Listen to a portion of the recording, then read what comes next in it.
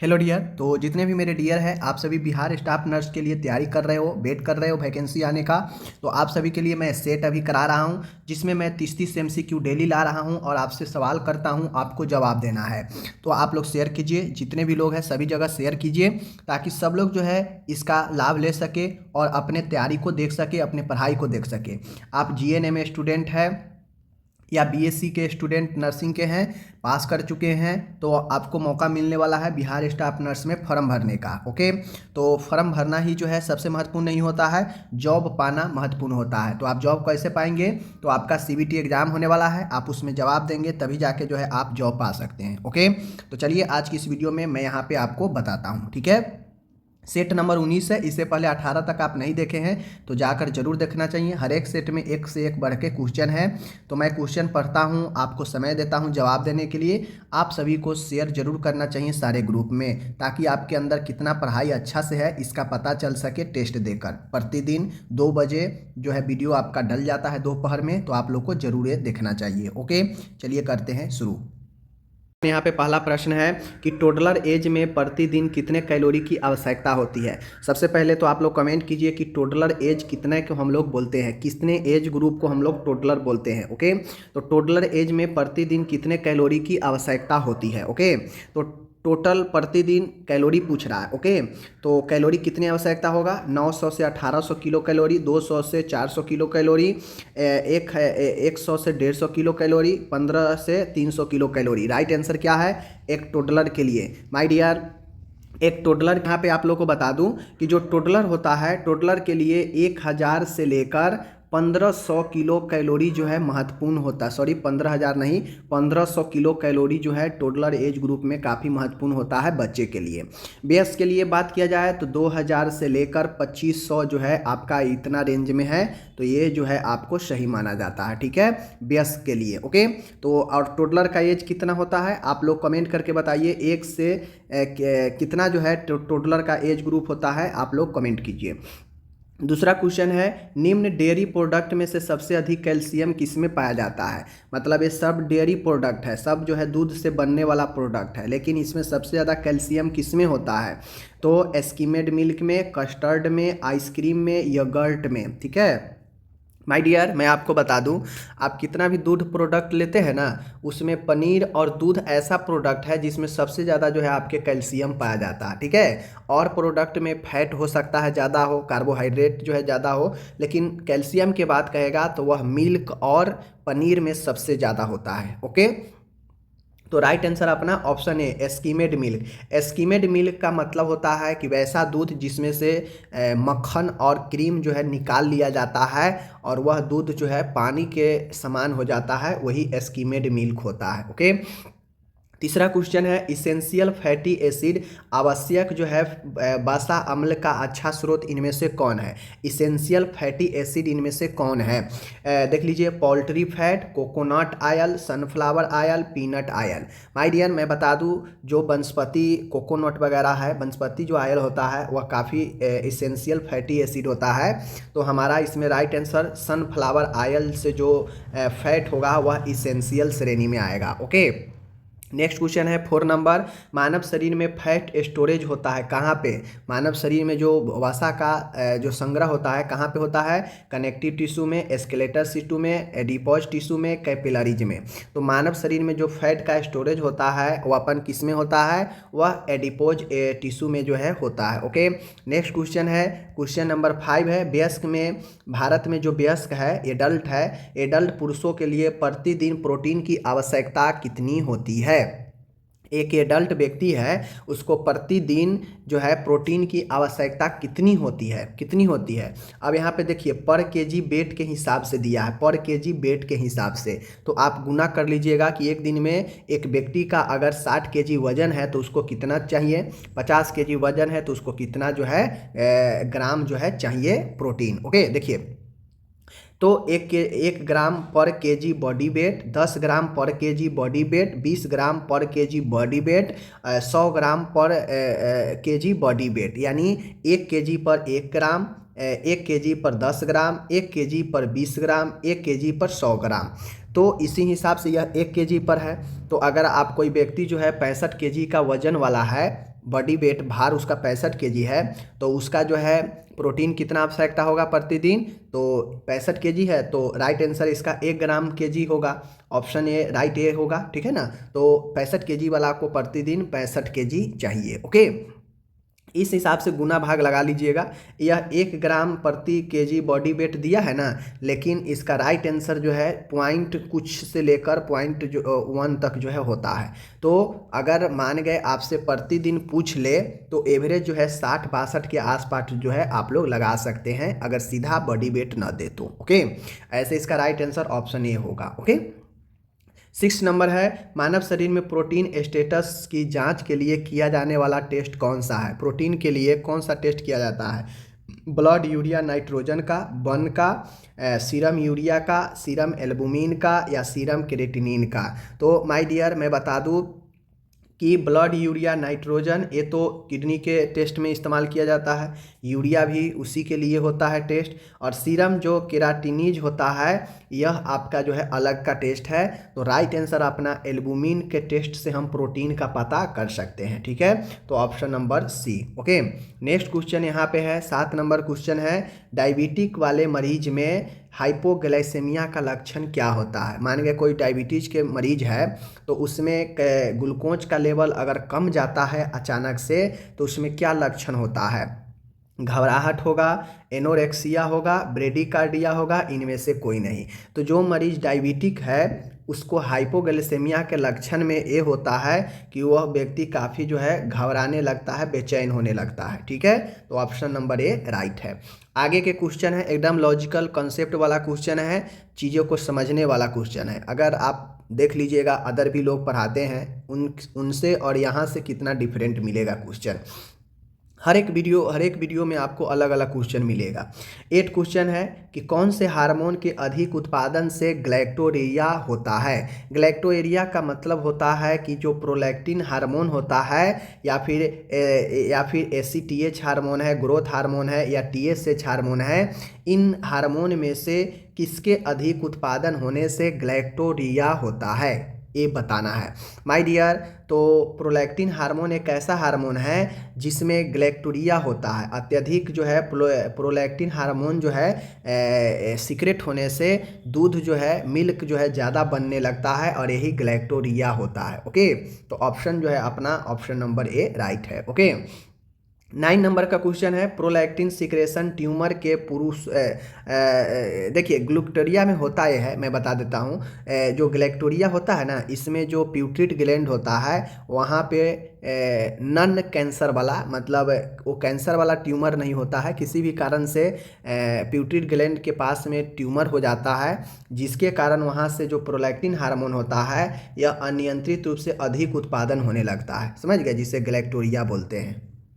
आगे है यहाँ पे देख लीजिए, प्रोलैक्टिन सिक्रेशन यानी प्रोलैक्टिन के स्राव से ट्यूमर के पुरुषों रोगियों में पाए जाने वाला समान लक्षण क्या है। कह रहा है प्रोलैक्टिन सिक्रेटिंग ट्यूमर के पुरुषों रोगियों में पाए जाने वाला समान क्या है, यानी प्रोलैक्टिन हार्मोन जो सिक्रेट होता है ट्यूमर के कारण, तो उससे पुरुषों रोगियों में कौन सा जो है लक्षण पाया जाता है। ओके, ट्यूमर बनने से प्रोलैक्टिन सिक्रेट होता है, तो इस केस में पुरुष रोगियों में क्या होता है समान लक्षण। ओके, सुस्ती, थकान, कामेच्छा, सेक्सुअल डिजायर में कमी, हड्डी का प्रसार, आवाज़ का गहरा होना। तो देखिए जो ट्यूमर बनता है प्रोलैक्टिन में अत्यधिक सिक्रेशन होने का कारण ट्यूमर होता है प्यूट्रिट ग्लैंड के आसपास, तो यह ट्यूमर होने से प्रोलैक्टिन सिक्रेशन ज़्यादा होता है। तो पुरुषों में अगर प्रोलैक्टिन की मात्रा अगर बढ़ जाता है तो इससे पुरुषों की जो कामेच्छा होती है, सेक्सुअल समस्या जो है होता है, ठीक है, इसमें कमी आ जाती है। आगे बढ़ते हैं, 10वां क्वेश्चन है, हाइपोफाइसेक्टोमी का समान कॉम्प्लिकेशन क्या है। हाइपोफाइसेक्टोमी का मतलब होता है कि जो प्यूट्रिट ग्लैंड है उसको जो है निकालना सर्जरी के द्वारा। ओके, तो हाइपोफाइसेक्टोमी का समान कॉम्प्लिकेशन क्या होता है, एक्रोमेगली, कुशिंग सिंड्रोम, मधुमेह, मेलिटस, हाइपोप्यूटरिज्म, ठीक है। तो हाइपोफाइसेक्टोमी का कॉम्प्लिकेशन ये होता है hypopituitarism. Hypopituitarism is the complication of hypophysectomy. Okay, याद रखिएगा। 11 क्वेश्चन है, कुशिंग डिजीज का लक्षण क्या है। कुशिंग सिंड्रोम होता है, आप लोग को पता होगा कि चेहरा का पुफिनेस हो जाता है, समझ गए ना। तो कुशिंग डिजीज का लक्षण क्या होता है, वजन कम होना, पतली नाजुक त्वचा होना, हाइपोटेंशन, पेट का समस्या। तो कुशिंग डिजीज का एक महत्वपूर्ण लक्षण त्वचा से संबंधित रोग हो जाता है, तो पतली और नाजुक त्वचा is the right answer. Okay, आगे है 12 नंबर का क्वेश्चन है कि स्त्री में देख लीजिए, पेरीमेनोपॉजल या मेनोपॉजल सिंड्रोम में निम्न हार्मोन की कमी हो जाती है। आप पहले ये समझिए मेनोपॉज क्या होता है, पेरीमेनोपॉजल क्या होता है। मेनोपॉज वो होता है जहाँ पे एक समय पूरा हो जाता है महिला का 45 से 50 वर्ष का, उस अवस्था में वह जो है मासिक धर्म वहाँ पे बंद हो जाता है, तो वो मेनोपॉज होता है। पेरीमेनोपॉजल का मतलब होता है कि समय से पहले जो है मेनोपॉज का स्थिति आ जाना, यानी इसका लिए जो समय बनाया गया है वह लगभग 45 से 55 साल बनाया गया है। इस बीच में एक महिला में समय के साथ जो है ये आ जाता है, जिसमें रजनों जो मेंसेज होता है वो बंद हो जाता है, जिसके बाद बच्चा जन्म देना भी महिला बंद कर देती है, गर्भ रखना, ठीक है। लेकिन ये पेरीमेनोपॉजल का मतलब होता है कि इस समय से पहले ही अगर किसी में मासिक धर्म आना बंद हो जाए तो वो पेरीमेनोपॉजल होता है। और इसमें होता ये है किस हार्मोन की कमी से समस्या होता है। तो देखिए, जब एज के साथ महिला आगे की तरफ बढ़ती है तो उसका जो ओवरी है जो सीक्रेट करता है हार्मोन को, ठीक है ना, तो वो क्या करता है कि धीरे धीरे उस हार्मोन में अनियमितता आ जाता है, कमी आ जाता है, जिसके कारण मासिक धर्म जो है बंद होने लगता है महिला का। ओके, तो वह कौन से हार्मोन होता है, progesterone, oestrogen, prolactin hormone and oxytocin hormone. कौन हार्मोन है जो महिला के मासिक स्राव में महत्वपूर्ण भूमिका निभाता है, ठीक है। तो देखिए, भूमिका तो दोनों गर्भ में निभाता है, गर्भ के लिए दोनों महत्वपूर्ण होता है, बट अगर आपसे पेरीमेनोपॉजल अगर पूछ देगा तो oestrogen is the right answer, ठीक है, एस्ट्रोजन। ओके, याद रखिएगा, ठीक है। आगे बढ़ते हैं। 13 का क्वेश्चन है, निम्नलिखित में से कौन सा सामुदायिक स्वास्थ्य नर्सिंग में होम विजिट का प्राथमिक उद्देश्य नहीं है। अब यहाँ पे क्वेश्चन देखिए, नहीं है, अगर है रहता, अगर पूछता तब तो मैं कह देता कि हाँ कौन जो है होम विजिट का उद्देश्य है, लेकिन यहाँ पे पूछा है नहीं है, तो मतलब 3 गो होगा, एक ऐसा है जो नहीं होगा, तो नहीं होने वाला। देखिए, संभावित स्वास्थ्य समस्याओं की शीघ्र पहचान और हस्तक्षेप प्रदान करना, तीव्र देखभाल सेवाएं प्रदान करना, स्वस्थ व्यवहार और रोग की रोकथाम को बढ़ावा देना, परिवारों को सहायता और शिक्षा प्रदान करना। तो आप लोग खुद बताइए, जो लोग को कंसेप्ट क्लियर होगा वो आराम से जो है चीज़ों को बता देंगे, समझ गए। अब जो जिनका थ्योरी कमज़ोर होगा, जो ये चीज़ समझेंगे नहीं कि होम विजिट क्या होता है, तो उनके लिए क्वेश्चन, या फिर उनको ये नहीं पता होगा कि होम विजिट का क्या उद्देश्य है, क्या प्रिंसिपल है, तो फिर ये घूमते रह जाएंगे, समझे नहीं होंगे तो।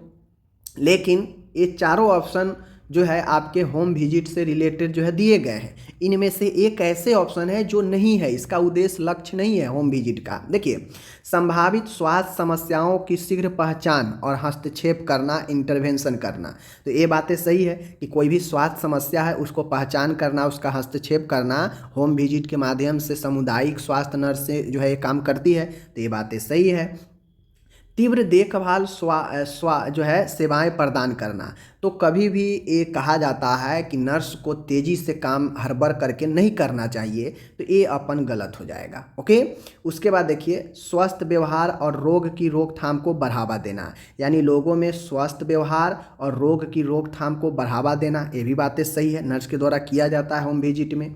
परिवारों को सहायता करना, शिक्षा प्रदान करना, ये भी बातें सही है। तो ये सही है, तो अपन गलत ये हो गया, तो ये ऑप्शन नंबर बी राइट है। ये सब समझने वाला क्वेश्चन है। आगे पढ़ते हैं।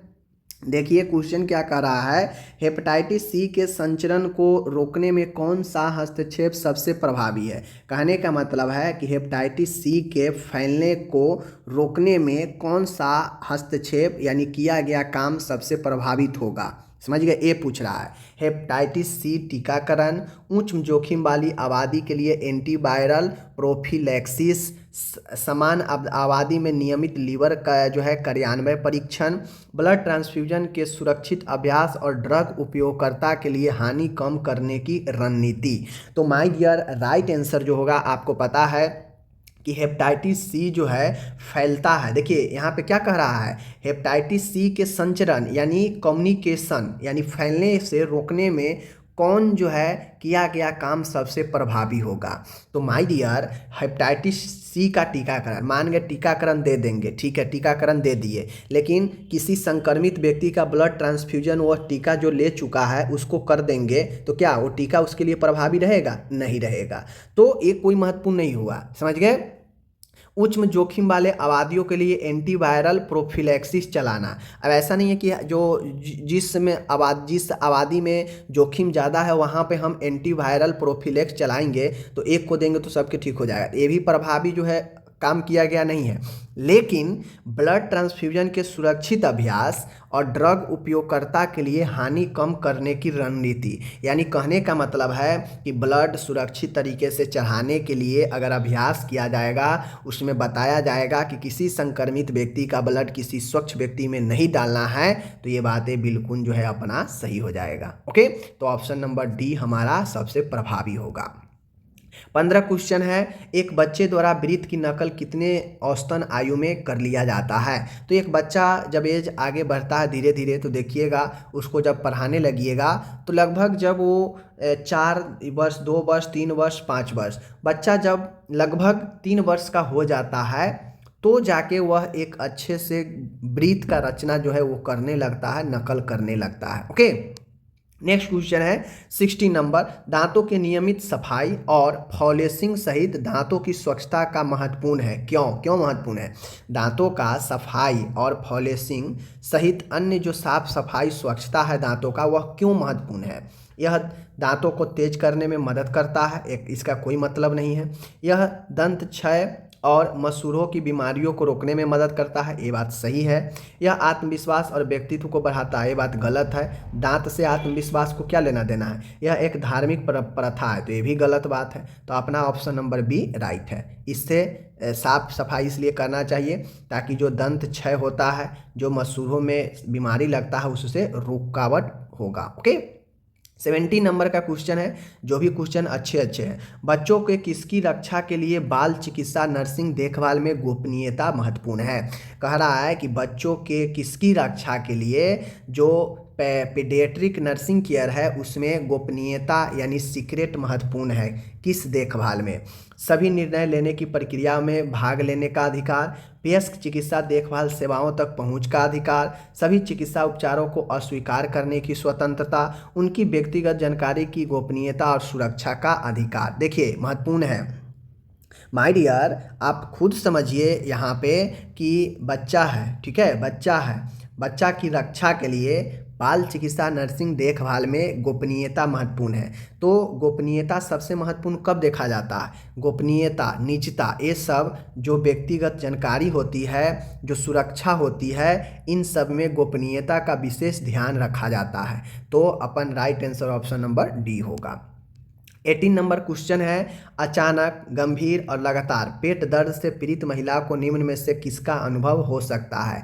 एक महिला है जिसको अचानक से गंभीर और लगातार पेट दर्द कर रहा है, तो उस महिला में क्या अनुभव किया जा सकता है? क्या गर्भाशय फटने का, रेप्चर ऑफ यूट्रस, मूत्र पथ में संक्रमण होने का, ब्रेस्ट हिंकस संकुचन का, समान संक्रमण चरण का? देखिए जब महिला में अचानक जो है अचानक महिला में जो है गंभीर दर्द पेट करे और अचानक जो है दर्द होने लगे, तो हम लोग ये मान सकते हैं कि महिला की यूट्रस में कहीं ना कहीं कोई समस्या है और वो गर्भाशय फटने को बता सकता है। Okay, option number A. आगे हम लोग यहाँ पे बढ़ते हैं। 90 नंबर क्वेश्चन है, बालों की स्वच्छता का महत्व निम्न में से किसकी क्षमता में निहित है? कहने का मतलब है कि जो बालों की स्वच्छता है उसका महत्व निम्न में से किसकी क्षमता के अंदर आता है? खोपड़ी के संक्रमण के जोखिम को कम करने और खोपड़ी के समग्र स्वास्थ्य को बढ़ावा देने। क्या ये बालों के स्वच्छता से संबंधित है? सिर के संवेदनशील हिस्सों को सुरक्षित रखने में, शारीरिक बनावट को प्रभावित करने में, सामाजिक मानदंडों को सख्ती से पालन करने में। तो आप बताइए इसमें बालों की स्वच्छता किससे संबंधित है, हमसे ये पूछ रहा है। तो देखिए बालों की जो स्वच्छता है वह किसके लिए महत्वपूर्ण है, सामाजिक मानदंडों की सख्ती के पालन के लिए। ऐसा कोई बात नहीं है, जिसको मन होगा करता है, जिसको मन नहीं करेगा तो सख्ती से पालन की क्या बात है। शारीरिक बनावट को, बाल शारीरिक बनावट को प्रभावित करता है, नहीं, गलत, ठीक है। सिर के संवेदनशील हिस्सों को सुरक्षा, ऐसा बात नहीं है कि हम बाल सिर्फ इसीलिए स्वच्छ रखते हैं कि जिस भाग में हमें ज़्यादा सेंसिटिविटी है ब्रेन का, सिर्फ उसी भाग को ख्याल रखते हैं, नहीं, हम तो बाल को ख्याल रखते हैं पूरे बाल को सही रखने के लिए। तो ये अपन गलत हो गया, ठीक है। तो राइट आंसर जो बच गया वही राइट हो गया। ओके, 20 नंबर का क्वेश्चन है, अच्छा क्वेश्चन है, बहुत बढ़िया क्वेश्चन है। परिवार नियोजन के लिए राष्ट्रीय कार्यक्रम के लक्ष्य क्या है, सब पूछे गए हैं एग्जाम में। देखिए परिवार नियोजन के लिए राष्ट्रीय कार्यक्रम के क्या लक्ष्य हैं, ये कार्यक्रम का क्या लक्ष्य होता है फैमिली प्लानिंग के लिए। प्रजनन स्वास्थ्य, बाल मृत्यु दर और रुग्णता, जनसंख्या स्थिरीकरण। तो हम लोग परिवार नियोजन इसीलिए न करते हैं कि प्रजनन स्वास्थ्य, रिप्रोडक्टिव हेल्थ, बाल मृत्यु दर और बीमारी को कम करना, जनसंख्या को स्थिर करना। तो क्या होगा, आप लोग खुद जो है इसका आंसर जो है कमेंट करके आप लोग बता सकते हैं, खुद जो है बता सकते हैं। तो राइट आंसर क्या होगा, राइट आंसर देखिए केवल 1 और 2 सही है, यानी केवल 1 और 2 सही है। क्या ये सही है, 1 2 3 सही है, यानी ए भी तीनों सही है। केवल 1 और 3 सही है, यानी केवल 1 और ये 3 सही है, या केवल 2 और 3 सही है, यानी ए और ए सही है। क्या इसमें सही है, तो देखिए परिवार नियोजन के लिए राष्ट्रीय कार्यक्रम का लक्ष्य यही है कि भाई इसमें प्रजनन स्वास्थ्य का भी देखभाल हो, बाल मृत्यु दर और रुग्णता को भी देखभाल हो और जनसंख्या का भी स्थिरीकरण किया जा सके। तो इसका लक्ष्य यही है, तो इसलिए ऑप्शन बी राइट होगा, 1 2 3 तीनों, ठीक है। 21 है, वयस्कों में इंट्रामस्कुलर इंजेक्शन के लिए सही स्थान क्या है। एडल्ट में जो हम लोग मांस में जो इंजेक्शन लगाते हैं उसके लिए सही जगह कौन सा है, कौन सा मांसपेशी है, ठीक है, ये पूछ रहा है। देखिए डेल्टॉइड मांसपेशी, सब स्केपुलर मांसपेशी, ग्लूटियल मांसपेशी, वेस्टस लैटेरियस मांसपेशी। तो वयस्कों के लिए बात करेगा तो डेल्टॉइड अपना राइट होगा, बच्चे के लिए करेगा तो वेस्टस लैटेरियस मांसपेशी राइट होगा। ओके, ध्यान रखिएगा। आगे है 22 नंबर, अपगार जो है आप लोग जानते होंगे, अपगार बच्चे के गणना किया जाता है अपगार के द्वारा, ठीक है ना। तो ये अपगार के 5 कारकों में से 5 फैक्टर है, आपको पता है मैं पढ़ाया हूँ। नवजात का असेसमेंट करने में निम्नलिखित में से कौन सा सबसे महत्वपूर्ण कारक है, सबसे कम जो है महत्वपूर्ण कारक है, ठीक है, सबसे कम पूछ रहा है। तो 4 में देखिए मांसपेशीय तन्यता, समझ गए ना, उसके बाद श्वसन प्रयास, शारीरिक रंग, हृदय दर।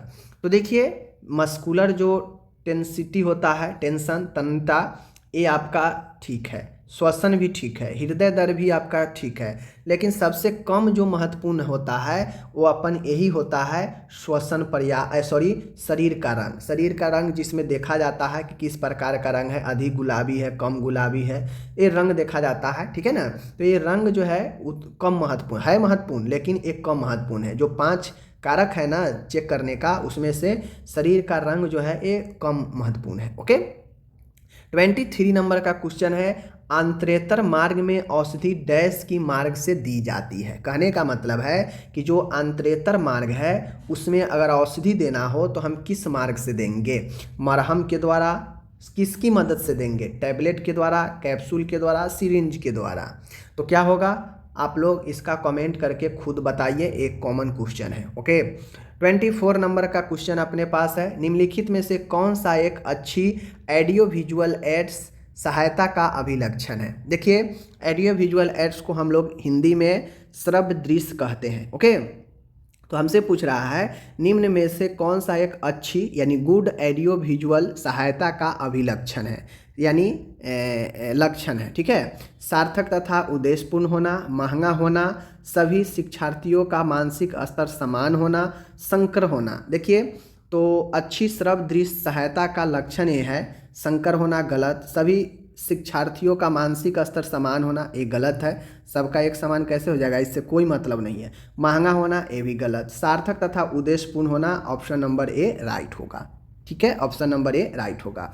ऑडियो विजुअल एड्स यह स्वास्थ्य शिक्षा में प्रयुक्त होने वाला एक महत्वपूर्ण संसाधन होता है जिसमें ऑडियो के साथ में विजुअल होता है, यानी सुन भी सकते हैं और देख भी सकते हैं, जैसे टेलीविज़न उसमें देखते भी है और स्पीकर भी रहता है, सुनते भी हैं। तो यह एक अच्छी साधन है जो एक सार्थक और उद्देश्यपूर्ण होता है, समझ गए। 25 नंबर भी एक अच्छा क्वेश्चन है, आप लोग यहाँ पे देख सकते हैं। अच्छा क्वेश्चन कैसे है, निम्नलिखित में से कौन सा कार्य उपकेंद्र की रिपोर्ट के अंतर्गत है। उपकेंद्र यानी सब सेंटर के अंतर्गत है कौन सा कार्य, इम्यूनाइजेशन कार्य, टीकाकरण कार्य, गृह दौरा यानी होम विजिट करना। क्या ये दोनों कार्य उपकेंद्र के माध्यम से किया जाता है, ना ही एक ना ही दो, केवल दो, एक और दो दोनों, और केवल एक। कौन सा ऑप्शन इसमें राइट है बताना है। तो हमको हमारे हिसाब से अगर आप देखिएगा तो उपकेंद्र पर सब सेंटर के माध्यम से टीकाकरण कार्य भी किया जाता है और होम विजिट भी जो है घर घर जाकर किया जाता है, इसलिए हमारे नज़र में ऑप्शन नंबर सी राइट है, एक और दोनों। ठीक है, ये सब क्वेश्चन पूछे गए हैं। नेक्स्ट है, किस प्रकार की उपकला, किस प्रकार के जो मतलब कहा जाए टिश्यू यानी उपकला योनि को रेखाबद्ध करती है, यानी योनि को जो है घेरती है, किस प्रकार का टिश्यू। स्यूडो स्ट्रेपिफाइड उपकला, पक्षमाभी उपकला, सल्की उपकला, स्तंभाकार उपकला। हमें बताना है कि योनि के चारों साइड से रेखाबद्ध यानी घेरा हुआ कौन सा उपकला ऊतक है। तो राइट आंसर ऑप्शन नंबर सल्की उपकला जो होता है यह रेखाबद्ध होता है। ओके, नेक्स्ट 27 नंबर है, संधानक जघनास्थि श्रोणि संधि में से एक दो जघन अस्थियों के बीच एक संधि है। हमसे ये पूछ रहा है कि संधानक जघना अस्थि जो श्रोणि संधि में एक दो जघन अस्थियों के बीच स्थित है, पर्यारण, कोर, श्लेषक और उपस्थित जन्य। ठीक है, तो मुझे लगता है ये क्वेश्चन गलत टाइप हो गया है, इसको जो है हम लोग छोड़ते हैं। ठीक है ना, ये गलत टाइप हो गया है। आगे हम लोग यहाँ पे बढ़ते हैं। 28 नंबर है, थर्ड डिग्री बर्न के लक्षण क्या है। हमसे ये पूछ रहा है थर्ड डिग्री बर्न्स के लक्षण क्या है। आपको पता होगा जलने का 3 डिग्री, पहला फर्स्ट डिग्री, दूसरा सेकेंड डिग्री एंड तीसरा जो है होता है थर्ड डिग्री होता है। ठीक है, तो ये जो है आप लोग जो है ए होता है प्राइमरी जला हुआ, ए सेकेंडरी और तीसरा टर्शियरी जो गंभीर वाला होता है, समझ गए। तो जो थर्ड डिग्री होता है गंभीर होता है, गंभीर जला हुआ घाव होता है, इसमें बहुत ज़्यादा दर्द के साथ बहुत ज़्यादा जो है जली हुई त्वचा होती है। ठीक है, ध्यान रखिएगा, इसमें जो घाव होता है काफ़ी ज़्यादा अंदर तक जाता है, समझ गए। 29 नंबर का क्वेश्चन है, किसी नुकीली चीज़ से कथित हमला किस प्रकार के घाव का अंतर्गत आएगा। ये आपका अगर वाउंड आप लोग पढ़े होंगे, वाउंड घाव का प्रकार, तो आपको पता चल जाएगा कि किसी नुकीले चीज़ों से अगर किसी पर वार किया जाएगा या नुकीले चीज़ से अगर किसी को घाव लग जाता है तो वह किस प्रकार का घाव होता है। ये हम अपने नर्सिंग ज्ञान पर अच्छे से थ्योरी में पढ़ाए हुए हैं। ब्लंट ट्रॉमा वाउंड, ठीक है, पंचर घाव यानी भेदा हुआ घाव, इंसिजन चीरा वाला घाव, विधि वर्ण घाव यानी लेसरेशन वाउंड। देखिए चीरा वाला घाव तो इसमें चीरा लगता है जैसे ब्लेड से, जो धारदार पतली जो होती है नोक वाली धार वाली, उससे चीरा लगता है। जो पंक्चर घाव होता है भेदित घाव, यह नुकीला वस्तुओं से आर पार करके भेद कर देता है। तो ऑप्शन नंबर हमारा बी राइट है। ओके, और आज का यहाँ पे आखिरी क्वेश्चन है 30 नंबर, हाल के IAP दिशा निर्देश के अनुसार किसी शिशु को डैश तक विशेष रूप से स्तनपान कराया जाना चाहिए। तो ये क्वेश्चन सब लोग को आता है। ठीक है, आप लोग को पता है कि एक शिशु को कितने समय तक विशेष रूप से ब्रेस्ट फीडिंग कराया जाना चाहिए। ठीक है ना, तो 4 माह, 6 माह, 3 माह, 9 माह, ये आप लोग को आता होगा। कमेंट करके बता दीजिए कि कितना इसका राइट आंसर होगा। इससे पहले हम एक क्वेश्चन को पूछ भी चुके हैं, पढ़ा भी चुके हैं। ओके, तो यहाँ पे अब यहाँ पे समय, आज वीडियो बड़ा हो गया थोड़ा सा, चूँकि ज़्यादा समझाना पड़ा है, थियोरिकल क्वेश्चन ज़्यादा था। तो चलिए, जो लोग को अच्छा लगता है मैं ज़रूर चाहता हूँ कि वो लोग शेयर करें और अपने फ़ायदे के साथ साथ कुछ मुझे भी फ़ायदा करे शेयर कर का। यही मतलब होता है पढ़ाने का और पढ़ने का। बिना फ़ायदा का पूरे यूट्यूब पर कोई नहीं आता है, मैं सीधा बात जानता हूँ, समझ लीजिए। लेकिन एक होता है कि अपने फ़ायदे के लिए दूसरे को नुकसान करना, और एक होता है कि अपना भी फ़ायदा हो और दूसरों को भी फ़ायदा सोचे। तो मैं वैसा काम करता हूँ कि अपना भी फ़ायदा हो, आपका भी फ़ायदा हो, ठीक है। इसीलिए मैं अच्छे अच्छे क्वेश्चन, सेलेक्टिव क्वेश्चन ला रहा हूँ, जो कोई अन्य व्यक्ति आपको जो है कहेगा कि आइए PDF खरीदिए तब मिलेगा, ऐप्स पर आइए तब मिलेगा। मैं ऐसा नहीं करता हूँ, मैं ईमानदारी से अच्छे अच्छे क्वेश्चन यहाँ पे भी लाता हूँ फ्री में। ओके, चलिए मिलते हैं अगले वीडियो में, धन्यवाद।